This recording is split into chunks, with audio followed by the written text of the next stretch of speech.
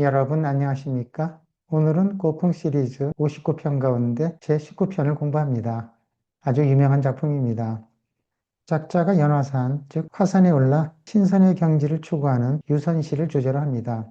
그런데 결미 부분에 가면 시사를 언급하고 있어서 우국충정의 뜻을 기탁하고 있습니다. 안록산이 낙양을 점령하는 상황을 언급하는 것으로 보아서 천부 15년인 756년 이후에 지은 것으로 추정합니다. 전체 14구로 구성된 오원고치의 시인데 크게 두 개 단락으로 나눌 수 있습니다. 전반 10구는 연화산에 올라 신선 위숙경을 만나 선경을 논의는 모습을 묘사한 유선시가 됩니다. 그리고 나머지 4구는 안록산이 낙양을 점령하는 내용을 묘사한 서사시가 됩니다. 자신은 궁중에서 쫓겨나는 바람에 다행히 안세난이라는 화마에서 벗어나게 되었지만 조정과 백성들을 걱정하는 애국 우민의 정서가 담겨져 있습니다.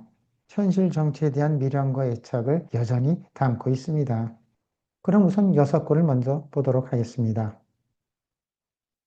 서상연화산하고 초초견명성이라 소수파부영하고 허보 섭태청이라 예상예광대하고 표불 승천행이라 서상연화산 서쪽으로 연화산에 오르다. 연화산은 우악 중에 서학에 해당하는 화산을 가리킵니다. 저는 한 4번 정도 오른 것 같은데 매우 아름답습니다. 서안에 가면 반드시 꼭 방문하게 됩니다. 봉우리가 연꽃 모양입니다. 여러분 화면을 잠시 보기 바랍니다. 서쪽으로 연화산에 오르니 초초는 멀리, 견명성, 명성옥녀가 바라다 보인다. 여기서 명성은 명성옥녀로 화산에 살고 있다는 선녀 이름입니다. 여러분 화산에 가서 꼭 한번 만나보기 바랍니다. 그 다음 이 명성이 담 아랫구로 시상을 이어줍니다. 소수, 파부영, 소수는 명성옥녀의 손입니다. 파부영, 연꽃을 손에 쥐고 있고 허보는 사뿐, 서분 건너다, 태청은 높은 하늘입니다. 사뿐 걸어서 구름 사이의 하늘을 걷고 있다. 그리고 이어서 계속 이 명성옥녀를 묘사하고 있습니다. 예상은 무지개치마, 예는 끌다 늘어뜨리다, 광대는 긴 허리띠입니다. 무지개 옷을 걸치고 긴 허리띠를 늘어뜨리고 있고 명성옥녀의 신비한 자태를 계속 이어서 묘사하고 있습니다. 그 다음에 표불은 나부끼다, 흩날리다, 승천행은 하늘로 올라간다. 몸을 나부끼면서 하늘로 올라가고 있네.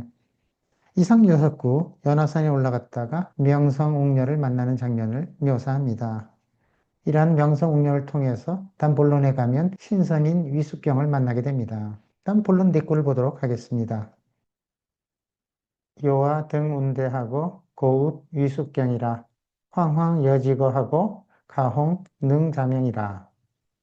요하 나를 초청하다 운대에 오르다.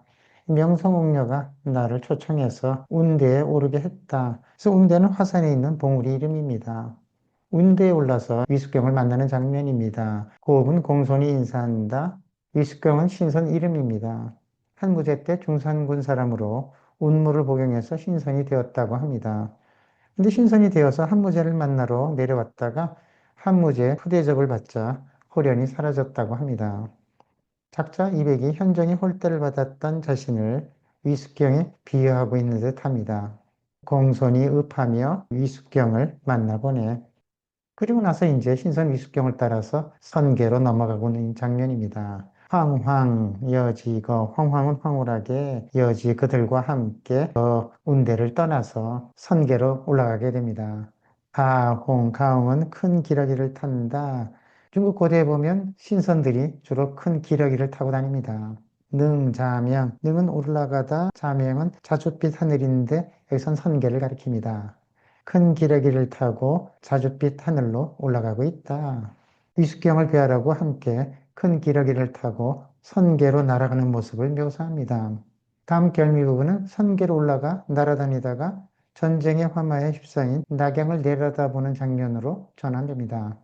우시 낙양천하니 망망주호병이라 유혈도야초하고 시랑진관양이라. 부시는 내려다본다. 즉 자명이 부시로 시상을 이어받고 있습니다. 낙양천은 낙양의 들판. 날다가 낙양의 들판을 굽어 내려다보니 망망은 가득한 모양, 주는 뛰어간다. 호병은 알록산의 군대입니다. 들판 가득히 알록산의 군대가 뛰어가고 있다. 마지막 독구는 전쟁의 참극을 묘사합니다. 유혈은 백성들이 흘리는 피가 또는 적신다. 낙양 백성이 흘린 피가 을풀을 온통 적시고 있는데 시랑, 진관영, 시랑은 승냥이와 일이 여기서는 알록산이 매수한 반역한 역신들을 가리킵니다. 반역한 역신들이 진관영, 여기서 관영은 관복입니다. 승냥이와 이리와 같은 역신들이 모두 관복을 입고 있다네. 자신은 전쟁이 걱정이 없는 선계에 올라와 있지만 여전히 세속에 대한 미련과 관심에서 벗어나지 못합니다. 우국애민의 비통한 심정을 마지막에 기탁하고 있습니다. 그럼 이상으로 시에 대한 설명을 마치고 이백의 마음을 함께 읽어보도록 하겠습니다. 여러분과 함께 이백의 마음을 공유하는 시간입니다. 이 작품은 크게는 2개, 작게는 3개 단락으로 나눌 수 있습니다. 처음 6구는 도입 부분으로 이백이 연화산에 올라 선녀인 명성옥녀를 만나는 장면으로 시작합니다. 그녀는 연꽃을 손에 쥐고 구름을 사뿐히 밟으며 무지개 옷을 걸치고 가볍게 하늘로 올라갑니다. 다음 4구는 명성옥녀의 안내로 운대에서 신선인 위숙경을 만나는 장면입니다. 그와 함께 큰 기러기를 타고 자색 하늘인 선계로 올라갑니다. 여기서 위숙경은 이백 자신을 비유한다고 볼 수 있습니다. 자신은 궁중에서 쫓겨나는 바람에 다행히도 안세난의 위해에서 벗어날 수 있었습니다. 능자명은 위난에서 벗어난 상황임을 암시하는 듯 합니다. 마지막 결미 부분은 이백이 선계를 날다가 낙양의 들판을 내려다봅니다. 들판 가득히 반군들이 공격해오니 낙양 백성들의 시신이 처해를 붉게 물들이고 있습니다. 그리고 알록산에게 매수된 역신들이 관복을 입고 승리를 자축하고 있습니다. 시랑은 자신이 조정에 있을 때 모함에서 쫓겨나게 만든 간신들로 볼 수 있습니다. 마지막 장면이 매우 인상적입니다. 선계에 있으면서도 연상 속세를 내려다보면서 당시의 정치 현실을 개탄하고 있습니다. 이백이 나라를 걱정하는 마음이 잘 드러납니다. 그럼 이상으로 이백의 마음 읽기를 마치고 고풍 제19편 다시 한번 감상해 보겠습니다.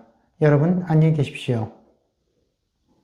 서쪽으로 연화산에 오르니 멀리 명성옥녀가 바라다 보인다. 손에는 연꽃을 쥐고 있고 사뿐사뿐 구름 사이로 걷고 있네. 무지개 옷을 걸치고 이 허리띠를 늘어뜨리고 몸을 나부끼며 하늘로 올라가네. 나를 맞이하여 운대에 오르는데 공손히 읍하며 위숙경을 바라보네. 황홀하게 그들과 함께 올라가는데 큰 기러기를 타고 사주빛 하늘로 올라가네. 날다다 낙양의 들판을 내려다보니 들판 가득히 관군이 달려가네. 낙양의 백성들의 이 비가 들풀을 적시는데 승냥이와 이리 같은 여신들이 반직을 하고 있구나.